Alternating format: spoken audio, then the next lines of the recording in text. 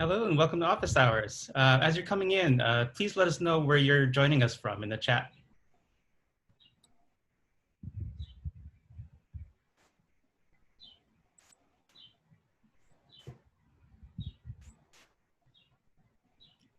East Lansing, nice. Hi, Mexico, welcome. Bethlehem, Pennsylvania, welcome. Costa Rica, welcome. We got a lot of South America here. Chile and Buenos Aires. Multiple Chile, multiple Buenos Aires. United Arab Emirates, welcome. Brussels, welcome. Carlotta, hello from Italy. Oh, and Brighton, UK. Cave Creek, Arizona.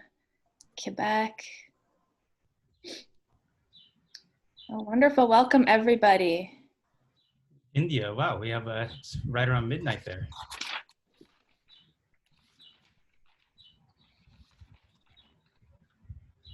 Louisiana, Egypt.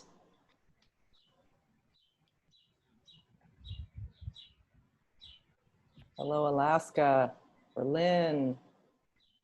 It's great.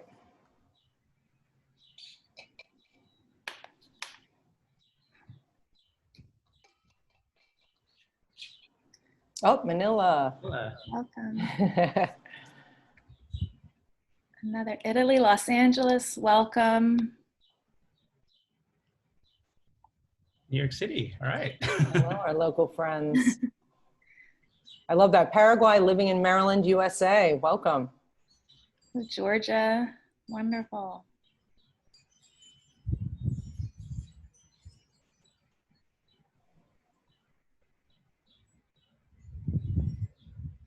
So it looks like we have a good critical mass and we can probably get started. What do you think? Sounds good. Yeah. All right, and once again, everyone, welcome to Office Hours. The session will be an hour long, and we're going to be recording it and sharing it in the course in the next coming days. We just want to let you know that this program is currently being transcribed using an automatic captioning software called Otter.ai. This is to assist people who are deaf or hard of hearing. To access the live transcription of our conversation, please click the link. Are we putting it? I think we have someone putting it in the chat. There we go. And please post your questions for any of us in the chat. Several of our MoMA colleagues are present today and will respond in the chat. And thank you so much for spending this next hour with us. We'll post a recording in the course in the next coming days, as I mentioned. First of all, I just want to thank you for being here and thank you for joining. My name is Francis Estrada. I'm the assistant educator for school and teacher programs at MoMA.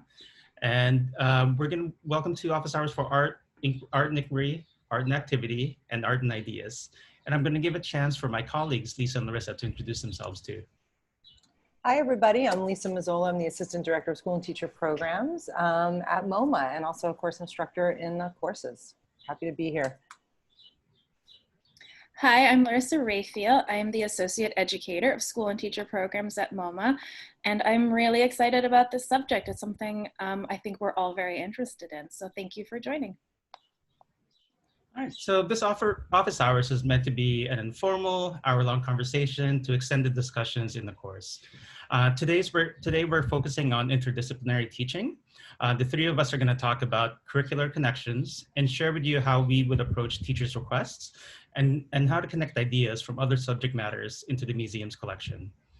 For this session, we wanted to look for an artist whose works could be looked at through the lens of social studies, English language arts, and science. More importantly, we wanted to choose an artist whose works and processes piqued our interest and we would be excited to teach from. As educators, we try to expose our audience to artists whose works and ideas may not have been featured as extensively as the canonical artists in our collection. And today we chose to talk about teaching, teaching from works by Ruth Asawa, who was born in Norwalk, California in 1926.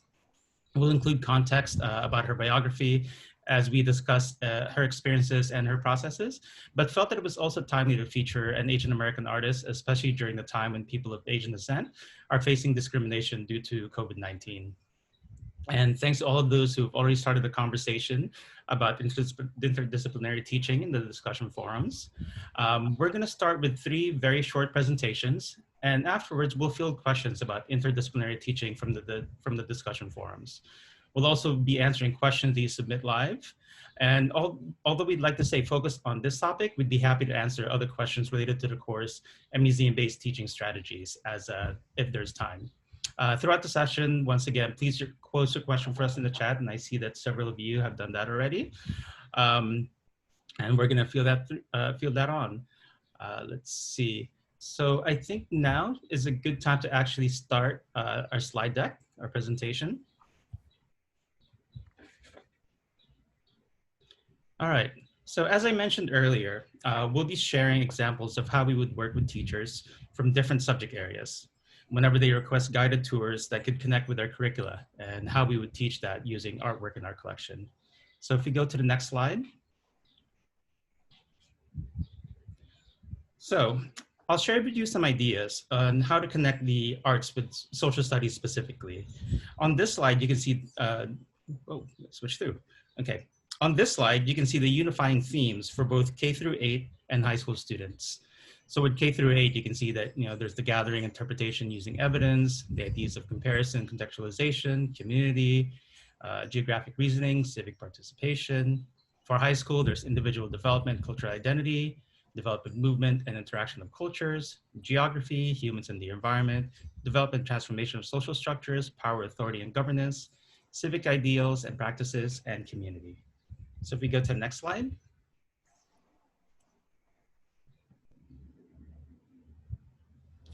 All right, so we're talking about Ruth Asawa, and I just wanted to share with you some photographs. And what we also thought that, when teaching with social studies, contextual information is very important, especially when talking about an artist and her experiences. So on the lower left-hand side is actually a photograph of Ruth Asawa with some of her sculptures. And on the bottom right-hand corner is an image from it's a Google Doodle from May last year, honoring Ruth Asawa for Asian American Pacific Islander Heritage Month. So let's go to the next slide.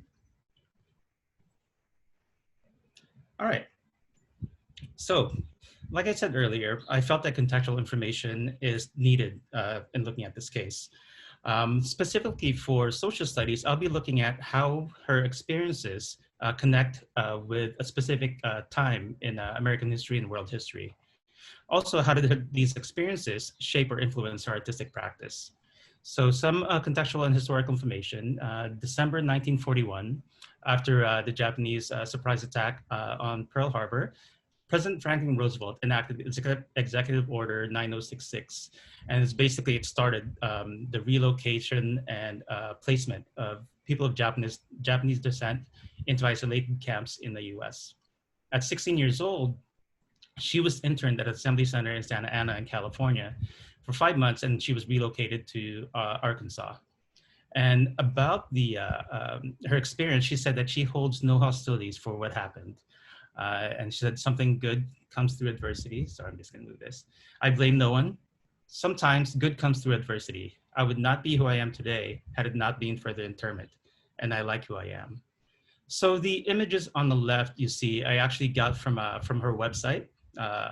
The upper left-hand corner is a photograph of her at the Rower Relocation Center. And the ID on the lower left-hand corner is from the National Portrait Gallery. And these are images you can easily find if you just Google it and just look it up online. So next slide, please. And one thing to keep in mind too, that the information I'll be sharing, it's not exhaustive of her biography, but it's, I felt that this information was relevant to her practice and the conversation we're talking about. So in this slide, you'll see information about her experience and her time at the different camps. When she was there, she actually befriended and took drawing lessons from a few Disney animators. And she spent most of her free time painting and drawing in the camp. She also, when she was relocated to Arkansas, she learned how to weave using camouflage nets that were made for the US War Department. The lower left-hand corner is a photograph by Dorothea Lange of Japanese American women actually making some of these nets in California. So So Ruth Asawa would have worked in a similar process. And on the lower right-hand side is a photograph of her actually working with one of her woven sculptures. Next slide, please. And now this is how I would have conversations and discussion topics about Ruth Asawa, her work and history. On the left side is a photograph of her piece untitled that's in the museum's collection.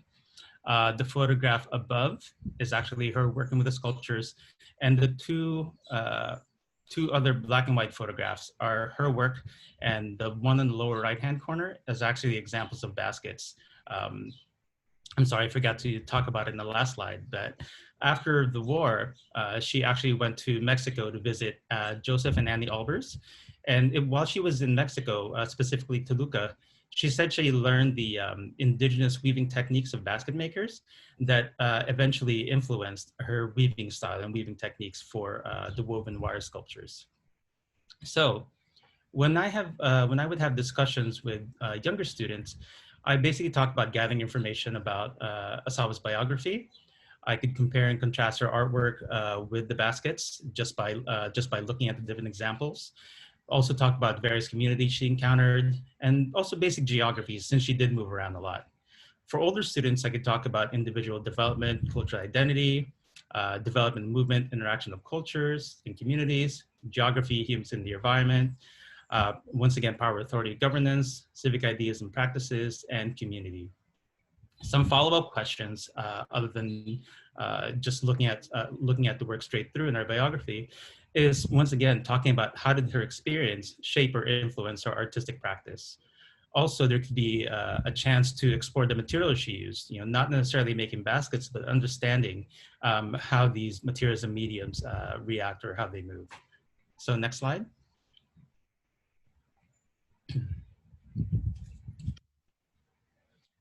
So finally, in talking about this, I just wanted to highlight the key skills and concepts that I think the students would gain from it. One specifically is how to use and synthesize resources for sources for research. Since a lot of the information, it's easily found online, but what kind of sites would you look at? What kind of information would you gather? Also analyze works created during a historic time period, specifically right around World War II. Also examine how world events affect artists and creative communities, using art examples as primary resources.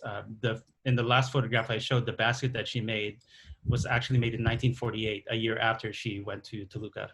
And finally, the idea of empathy, putting yourself in Asawa's position and understanding her experiences and how that might have played out during what was happening. And finally, when we teach, I also like connecting artwork and ideas to other artists in the collection, or maybe just, for the sake of comparing and contrasting how other people approach subject matters. So for example, Dorothea Lange, there's the photograph I shared an example, but she also had documented the evacuation and relocation of Japanese Americans during the time period of the internment camps. And those are easy to find online as well. And also from another point of view, Jose Clemente Orozco's painting Dive Bomber and Tank, which he made in 1940. And he said specifically of it is, I simply paint the life that is going on at the present, what we are and what the world is at this moment. That is what modern art is. So that's my part with talking about social studies. And next I want to pass it off to Larissa.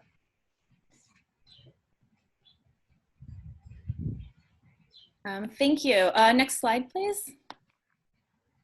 Thank you. So I'm going to be talking about the connections between visual arts and English language arts.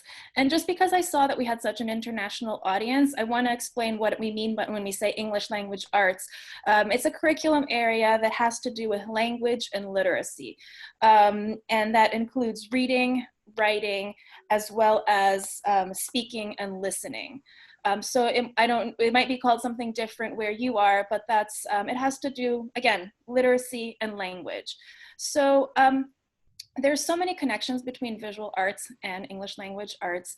And this is, I'd say other than visual arts, it's a request we get from teachers very often to make these connections in the galleries using artwork. And some natural connections exist, close looking and reading to notice details and make inferences, thinking about text-based reading comprehension and comprehending a painting as similar activities, understanding the importance of point of view. And that includes not just the point of view of the artist or the writer creating the work, or the point of view of the characters in the work, but also how we all bring our own experiences into the reading or looking at a work of art, and really understanding that and delving deeply into that. Analysis and interpretation. One of the questions I'm sure you've encountered in the courses that we often ask is, what do you see that makes you say that? And really helping students understand and differentiate their observations from analysis. Vocabulary building. Introduction to artwork can be a great use to discover new terms and new ideas. Conveying complex ideas clearly in terms of writing and or creating an artwork, thinking about what are you trying to say, what information is important.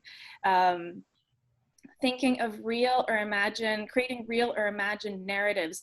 Artworks can be a jumping off point for imagination, for writing assignments, poetry, prose. And also understanding how artworks can incorporate text. A lot of artworks in MoMA's collection do incorporate, have text as an integral part, that there's almost indistinguishable from the visual elements of it. So that's another natural point of connection. I want to say that one thing is different than what Francis presented, is that when I make these connections, I don't worry as much in providing a lot of background information. And I might not even provide the title of the artwork. It's, again, more using the artwork as a springboard for student creativity. And the artwork itself becomes the information, and the conversation and built knowledge through the conversation is what is most important in this situation. Next slide, please. Thank you. So for this work, this is called Hudson. It's a print by Ruth Asawa. Sorry, the slide before that, please. Thank you. So always starting with close looking. I think most important is to understand, kind of start with building a common vocabulary through observation and discussion. Oh, and I should mention, I picked a figural work is because one of the most popular themes we get for younger students is characters. And teachers often sign up for this to understand how the connections between how artists represent characters in artwork and how that parallels how writers create characters in written works. So I think starting again with building a close looking, building a common vocabulary. I will often do a See, Think, Wonder chart, and that comes from Project Zero, and that helps students really break apart their observations from their interpretation and really understand the differentiation behind that. And again, going into wonder and asking questions. Focus on specifics, so breaking it down. And in this one, you can see expression. What do we notice about the expression? What do we notice about the gesture? What do we notice about the clothing or the setting? And then asking a first question, what is happening, starts students thinking about the narrative in the painting. What's the story? And you can break it down more specifically. It could be, what is this figure thinking? What is happening outside the frame? What happened before? What happened after? And then for more active, because the younger students love to move, I think actively striking a pose and how does it feel like to be in this pose that this character is making can also build that connection. Next slide, please. And so for a follow-up activity, I think you could, it's a very simple write a story about this artwork. Think about think about the conversation that we had, how we built up a story around the character and expand on it. Or you can take the perspective of the person in the figure in the artwork and write a letter in that voice. You could also write and act out a scene, so tying in performative performance arts. And also you can create your own character, thinking about those specific elements, the gesture, the clothing, and how would you want you to present your own character. And those are just an example. This is by no means an exhaustive list, but these are some of the gallery activities that I might use, or I might encourage a teacher to do. So next slide, please. For older students, I chose a different work. I think it's sometimes easier to introduce abstract works with older students. I think, there's a lot of, it's a jumping off point again for their own creativity and their own thinking. So again, starting by building a common vocabulary. One thing we love doing in the galleries is doing what we call a whip around, where everybody in the group will provide one word and that comes to mind that when they first look at the work. And by writing them down and keeping a record of it, you can then always throughout the conversation go back and use those words, and we'll talk about how you can use those words for other activities. But again, having that common word bank is always very helpful. Focusing on descriptive words or actions, kind of breaking it down like kind of adverbs, adjectives, and really bringing in that kind of grammatical knowledge that older students already bring to conversations. Focusing on specific details such as color and composition. Specifically color can help students think about what are associations that they have with a specific color, and it can help them start thinking symbolic meanings within paintings, and also how they can see that in works of art. Next slide, please. And some follow-up activities that I might start with is to write a poem. You could do this collectively or independently. And again, this is where that initial round of collecting observations and words, you can use those words to create a poem. And you could do, again, you collect all the different examples, or if you do it independently, you can see the many different interpretations of those same words that can come up. You could kind of write one sentence or short paragraph with as many descriptive words to summarize what you see. Or this artwork is called Spring, and you can just use that concept to spark a creative writing activity. Or for example, you can use that concept or idea and have students find poems that are already out there that they feel connect to the work of art, and have them think about how they connect. So that's kind of just some of my ideas. And again, they're by no means exhaustive, but that's just what I kind of the approach that I would take. And I'm gonna pass it on to Lisa, who is going to be tackling connections between art and science. Thank you. Can we have the next slide, please? So one thing that I just wanted to say before I begin talking about the specific connections between Asawa's work and science is that the role, or just to acknowledge the role of the museum educator in this process, which is one where we see us really in collaboration with teachers. Neither Francis or Larissa and I are either a social studies teacher, English language arts teacher, or a science teacher. So we by no means have all the answers.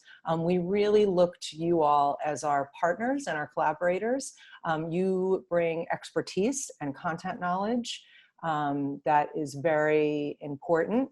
And so that's always part of the process. So if a teacher were to reach out and want to collaborate working with the subject of science, we would absolutely look to them to kind of provide guidance in terms of the specific content areas that they would like us to hit. So what you see here are some connections between visual art and science. And it is definitely a subject that we do get asked to make connections to.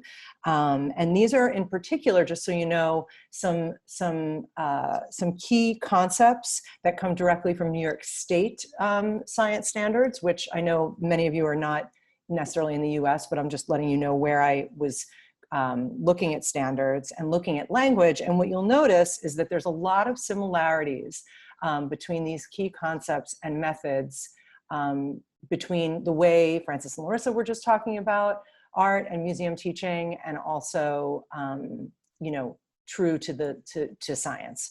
So these are all big ideas that are things that we talk about across content areas and in the museum as well. So we just wanted to highlight that. Next slide, please. So in addition to the higher order thinking strategies, we also could make connections to topics within science. Specifically, when I was coming up with this sequence, I was thinking about nature, the natural world, earth and life sciences. And here are just some examples of ways that you could approach close looking with really younger students and older students. So again, you'll notice like there's some similar language here that you heard Francis and Larissa talking about. So we would spend some time close looking, looking at details. And then also what we consider is looking at Asawa's lithograph, Untitled from Flowers, and then comparing it to an actual image of real life, looking at the similarities and the differences. You could then follow up with activities. I think Larissa had mentioned this previously, this idea of, and you've seen it in the course, expanding the frame and having students really use their imagination to think about what's happening in the environment beyond the frame. And in particular with Asawa's image, it's a very abstract background, but asking students to consider what this environment might look like to kind of get to deeper understandings, also the scientific connections and how we think about environments and the relationship of nature and natural objects in real environments. Next slide, please. And then something to think about that also was mentioned is this idea of scaffolding for older students. So I would absolutely consider showing older students the previous image, but then I can also start to think about more abstract images, in this case, Desert Plant, another lithograph that Ruth Asawa created. So we could also conduct a compare and contrast. Students can do research, they can explore process, they can make interpretations, and also connect to other subjects. So those are all things that could happen between works of art, but they're also things that could happen through connections to the science. So a lot of what you saw in that first slide was really about coming up with investigations and questions and questioning the natural world and its relationships. So again, what I love about the connections between science and art, this higher order thinking is absolutely the same. And just one side note, years ago, I did a series of workshops with a mathematician. And one of the concepts that they had expressed to me was that the way we talk about art in the museum is very similar to the way they look at math and thinking about what we see and is what we see, what we think we see. So I just love those areas, both in math and science, where it just really is very much in alignment with how we talk about artworks. So you can also layer in information. I just wanted to share a little bit about that. You know, as Larissa was saying, we don't always have to include a lot of contextual information, but I think it's really important when it applies to insert some information.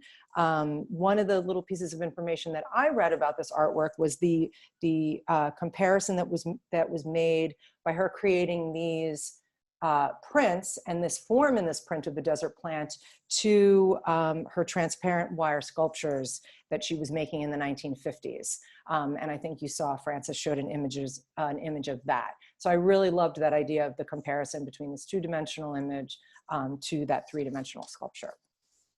So whenever possible, we can include information. It's just important to think about what your goals are when you're selecting information. Next slide, please.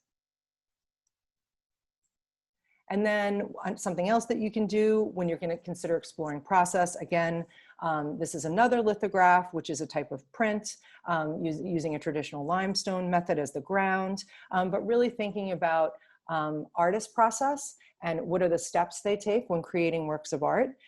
So I think this one is super interesting as well, because you can see this repetition of forms, you can talk about pattern, you can talk about line, again, doing those comparisons back and forth and really thinking about Artists are very similar, I think, to scientists in this role of experimentation and exploration. And I think there's a lot of really great ways that you can make connections there as well. Can I have the next slide, please? Oh, I think that might actually be my last slide. Oh no, sorry, there's my last slide. Thank you.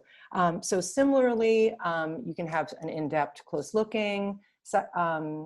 Then you can also do follow-up activities. And here's just a few examples. This is, again, not everything that you can do, but just, some examples. You could research desert plants and environments.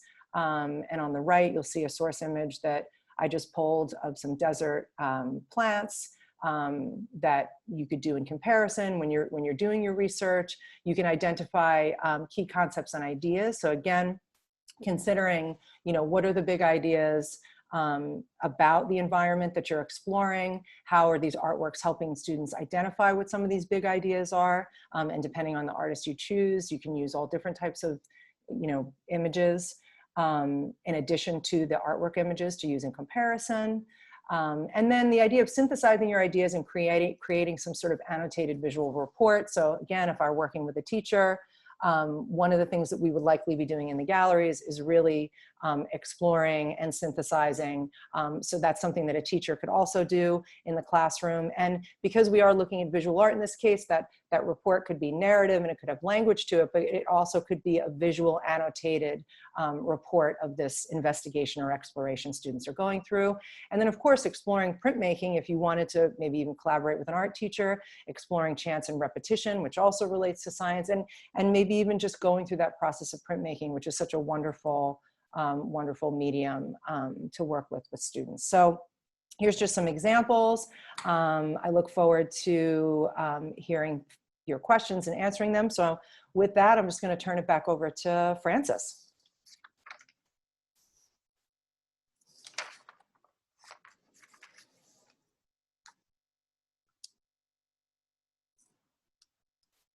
Francis, you're muted. So I just realized that. Sorry. I think at this point we can turn off the slides and go to the Q&As. And there were already a few questions that came through. I'm going to start with one from Laura. And I think, or I don't think, Larissa, you had referenced using theater activities. So her question was, do you have any recommendations for incorporating visual arts in the curricula of other fields such as theater and dance? And I was wondering if you can say a small follow-up about acting out a scene from Hudson.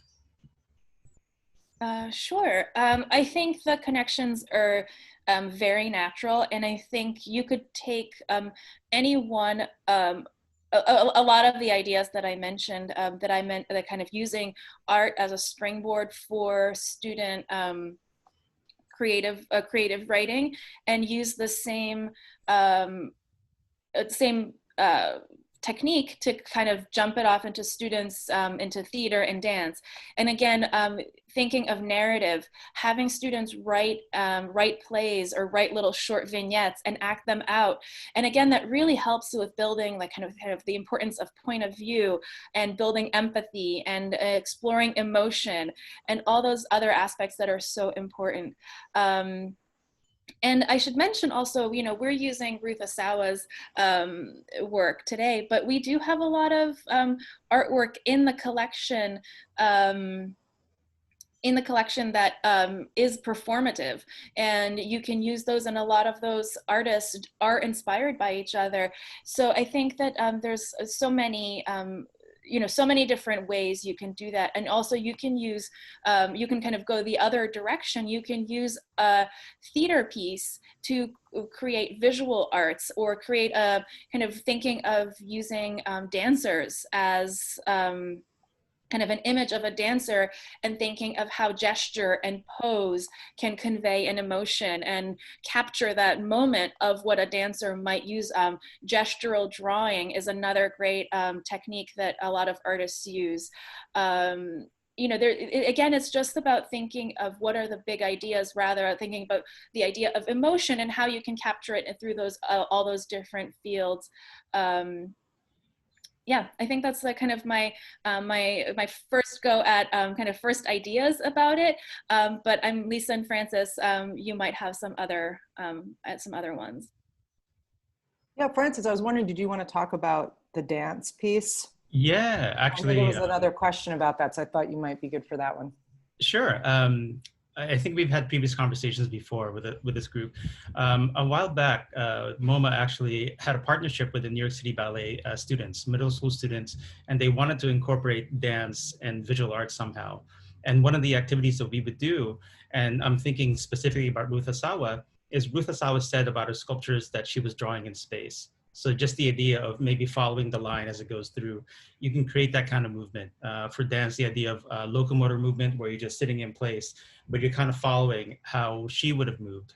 And there's also ways of abstracting. For example, if you're drawing the lines small, you might be doing this, but you can exaggerate those movements and then create a full movement, or maybe translate how those wire sculptures, how those lines would go from hanging from the air to hanging up to moving on the ground. So that's just one of the ideas I had for dance, specifically with Asawa.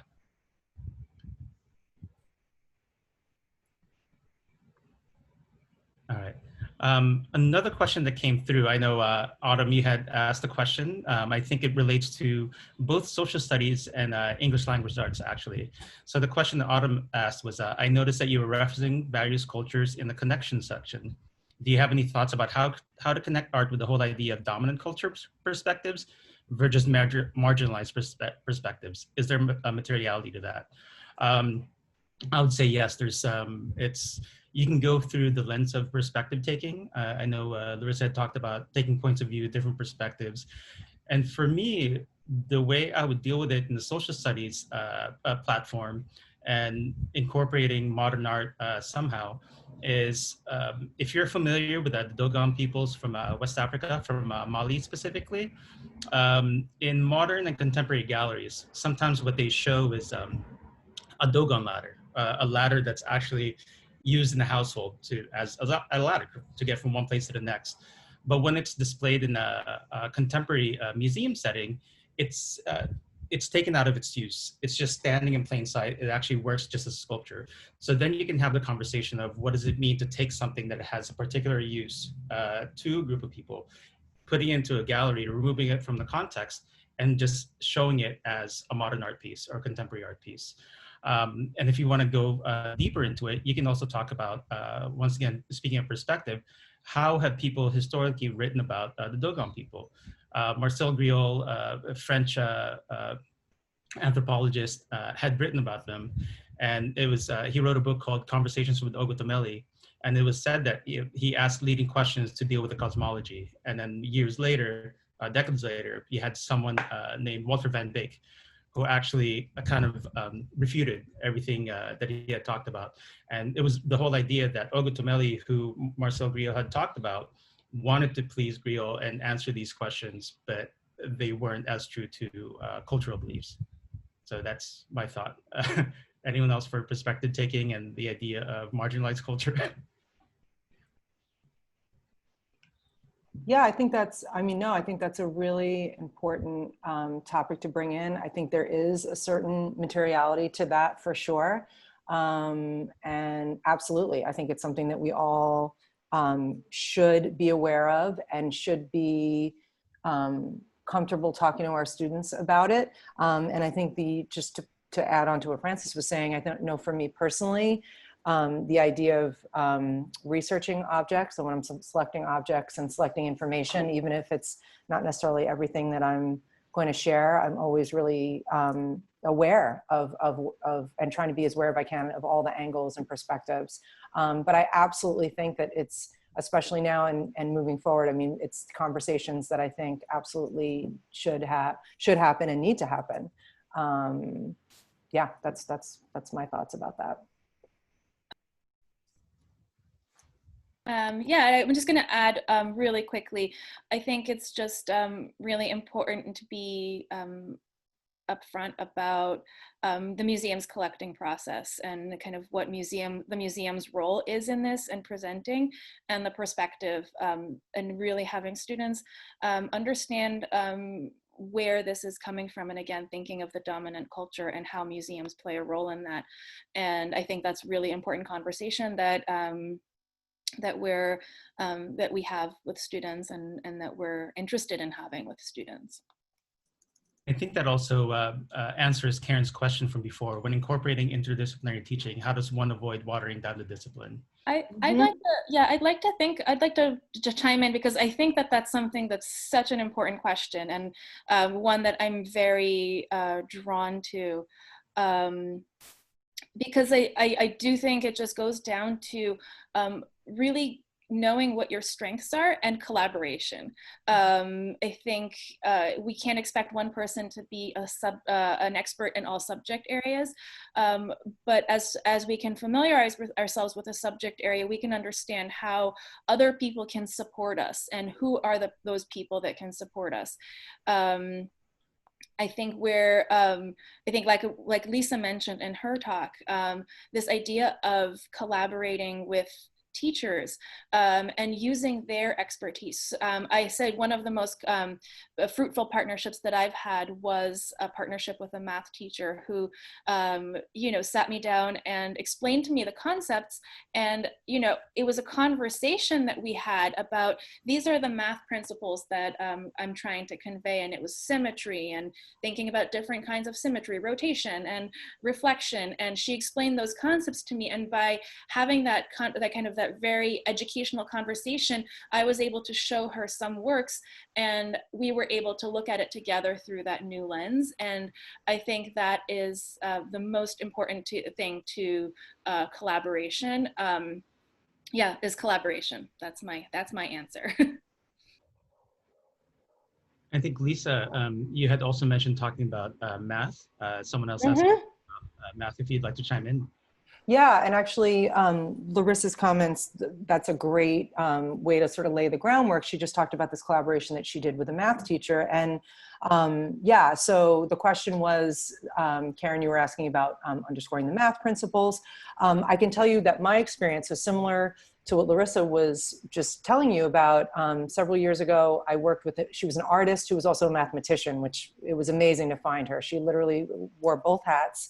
And so the first thing that we did is we really sat down and talked about where the overlaps were in terms of the art side and the math side. And I think I said this in my presentation a little bit as well, that really this idea of higher order thinking, like the first thing she said to me, and actually another mathematician who we brought in, he said the same thing to me. He walked around, we actually all then met and walked around the galleries, and they said, the way you, because they watched our programs, and they said, the way that you talk about artworks is the way we talk about math. We're looking for details. We're conducting observations. We are testing our ideas based on what we see. We're making inferences based on what we see. We're collaborating. So at a very high level, explorations with art do absolutely connect with math. And that was one of the things they really hit home to me, is that you should know that all math teachers are looking to do this. And then you can drill down even more. And again, the idea of collaboration. So if I were working with a math teacher, or if I were working with you, Karen, I don't know if you're the art teacher or the math teacher, or if you're collaborating with a math teacher, I would turn to the math teacher to say, what are the concepts in math? Is it tessellations? Is it something around geometry and form? Like, what is it that you're specifically wanting to connect to? And again, as Larissa was saying, have that teacher, or if you're the teacher, articulate that, and then either work with someone else, or on your own, you can look at artworks across, museums and in the world, in collections, and look at artworks that then apply to those connections to math that you're trying to make. So I think that it's kind of those two sides to it, the higher order thinking and bringing all that analyses into it, and then also being really specific down to some of the things that you can talk about, whether it's, again, as Larissa was saying, symmetry and form and patterning. There's lots of different ways that you can find artworks that can connect.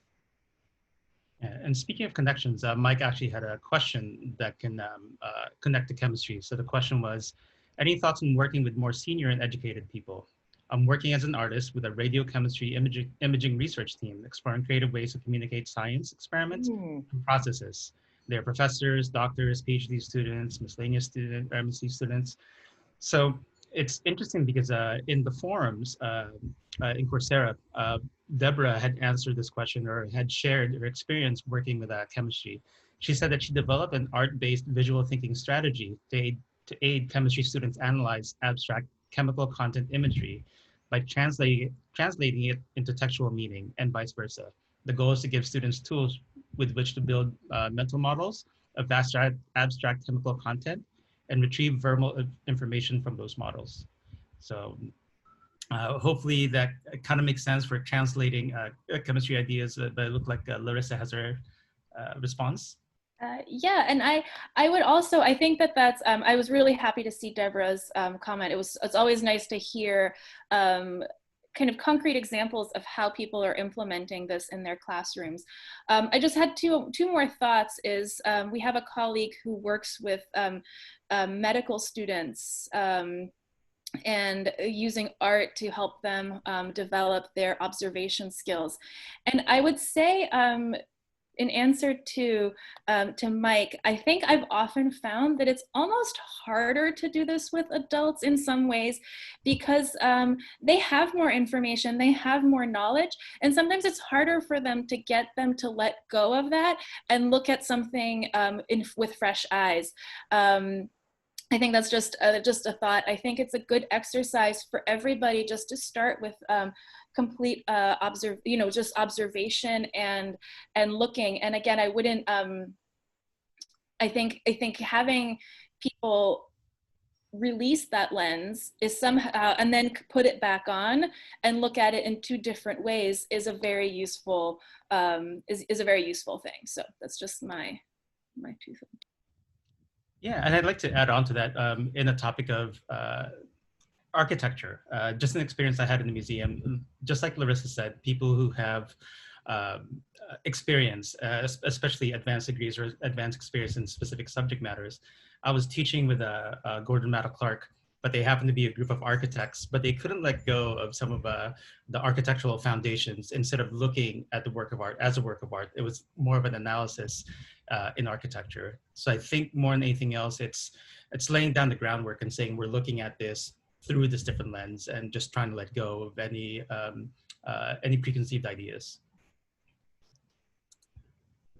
Let's see, there was a question that I saw that would be interesting that I think we may have different answers about logistics. Let's see, where is it?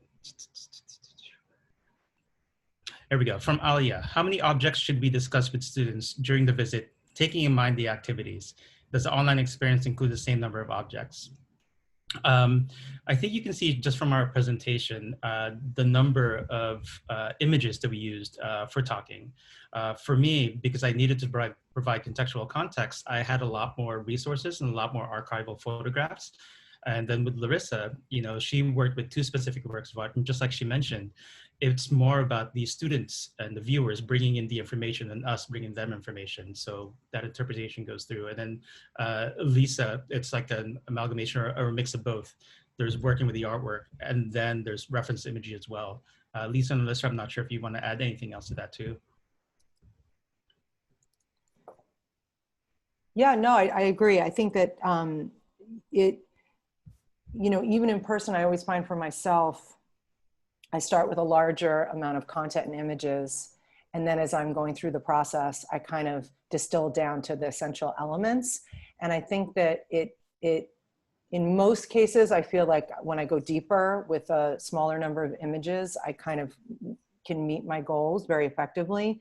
And to your point, I think obviously in a remote teaching environment, even more so, I think there's this sort of comprehension thing that we're all getting used to in terms of how we're engaging with content virtually online versus then what we would do in person. So, and again, from my own experience, I just know that I have all of these ideas and I get very excited and all of this stuff happens. And then all of a sudden, as I'm going through my editing and kind of walking through my lesson, I realize, oh, these 2 images are kind of saying the same thing. Is there a reason to show both? And why is that? So, and again, I think that, our brains only can really process a certain amount of information. And obviously other disciplines talk about this too, in other areas of teaching and learning. So yeah, that's what I would say.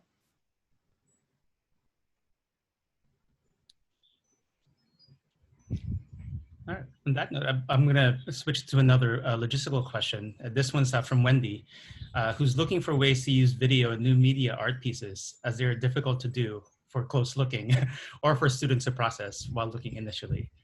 Does anyone want to take this question, field this question?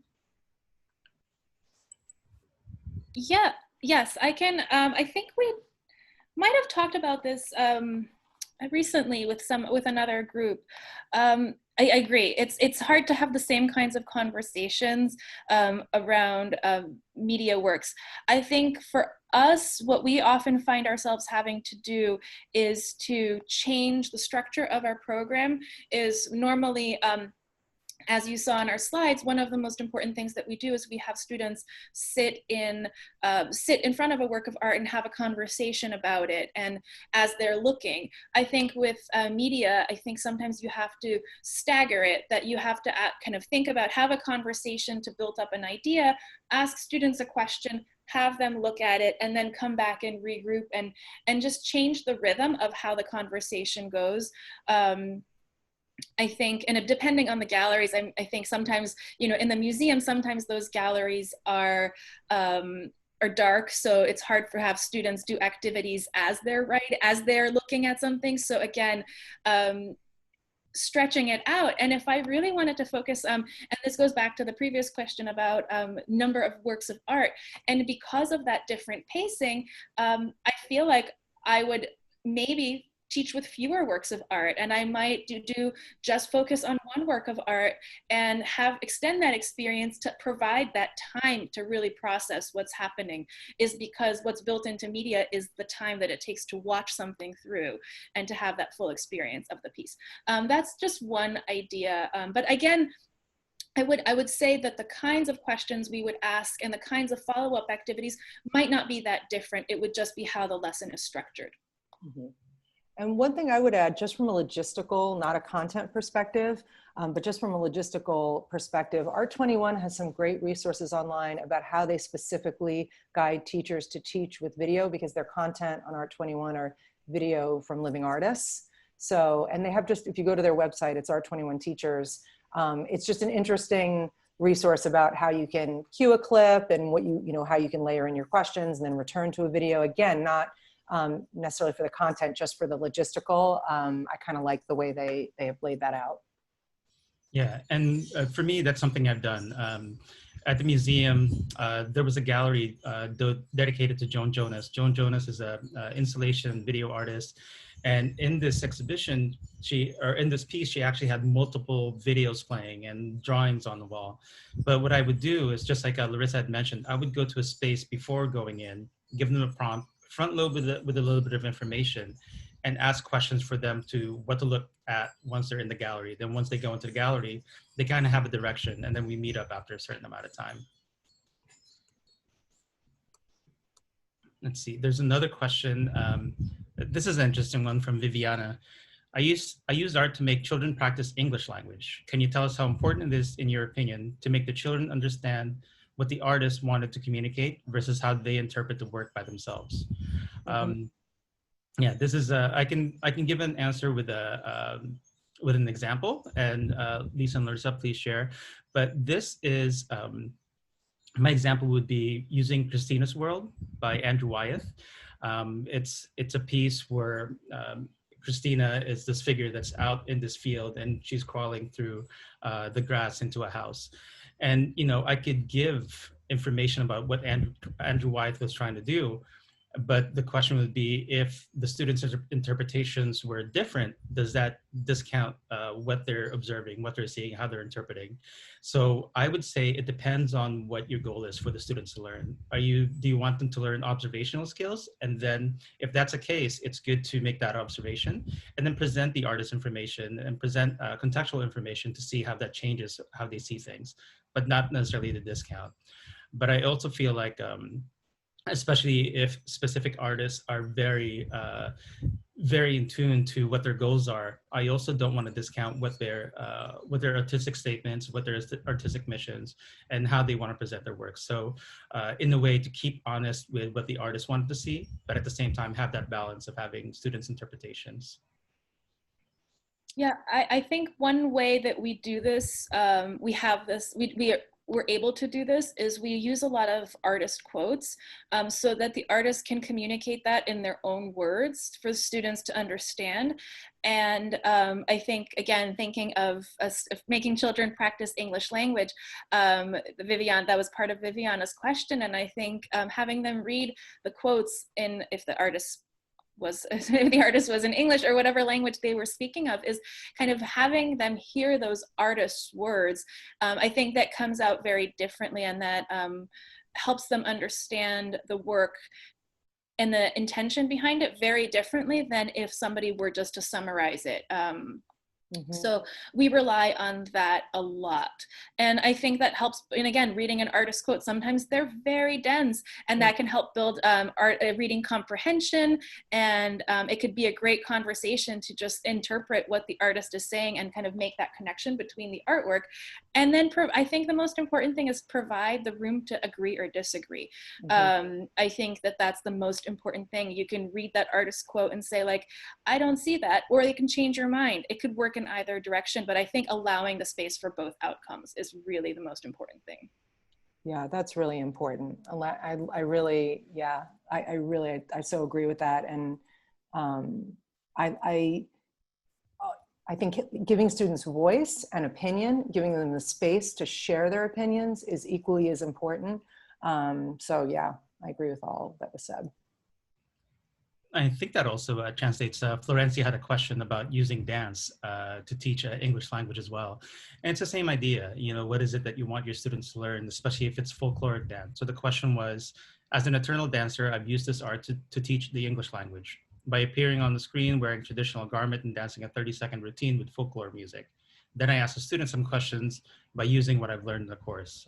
And so my opinion is that, you know, if you're doing the dance, especially if there's folkloric outfits that are involved, then is it a description of the outfits? Is it a description of the movement?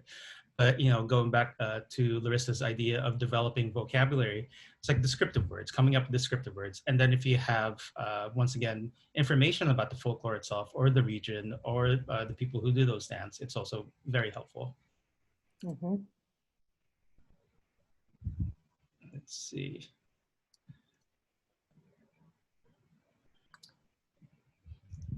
Did we want to talk about the question, Francis, about printmaking and ways that? Yeah, I was trying to look for that. Do you find? Yeah, it said the suggestion was, is there, from Sarah, and I'm going to defer to Francis and Larissa for a variety of reasons, which they know, but I'll start off. Any suggestions for how, for something like printmaking while in quarantine and teaching remotely? I mean, obviously there's a material issue and the kind of art materials that students can have at home, and obviously the instruction. But and again, Francis and Larissa, I'm going to turn it to them in a second. But off the top of my head, I was just trying to think of, you know, some simple materials that could be used at home for printmaking devices, like whether it's something like a cut up sponge, and using some recycled plastic pieces, any kind of recycled paper if you don't have paper at home. So really culling through the materials that you have, that students have at home. And that's something that we've been doing sort of across our programs, and hearing from you as teachers at the ways that you've been doing this. So please, folks in the chat, you know, if you haven't already responded to Sarah, please do respond to her about your suggestions for printmaking. Before I don't want to really go on, because I want to see, Francis, if you might have some suggestions, and or Larissa in terms of the instruction piece and or materials. I just dropped, I'm going to let Francis, I see we're approaching time, so I'm going to let Francis talk, but I just dropped a link into Collagraph, a lesson about Collagraph printmaking, which is a great way to use recycled materials, which everybody should have. So I'm just throwing that in the chat. And for me, for printmaking, especially things you can do at home, especially if you have a bunch of crayons you want to discard, crayons that are small, it's similar to a trace monotype, or basically creating your own carbon paper at home, where you just take a piece of paper, use anything with wax. Usually something oily is best, like pastels, crayons. So once you have the crayons on the other side, you can turn it over and you can draw on one side and basically create a print, and you can pull the print on another piece of paper, if that makes any sense. All right, on that note, I think we are nearing the end. I just want to thank everyone so much for spending an hour with us. and for your really exciting and very thoughtful questions. You'll receive a short survey after this to help inform future office hours and other virtual course offerings. In the meantime, we'd love to for you to keep the conversation going. So please continue to share with us by posting in the discussion forums in Coursera. And Lisa, Larissa, any final words? Just thank you so much. It's always so great to connect with you all and to share ideas. So thank you so much for being here. Thank you. Yes, and thank you for all the great ideas. I was trying to keep track of your ideas in the chat, so thank you for sharing that as well. Thank you, everyone.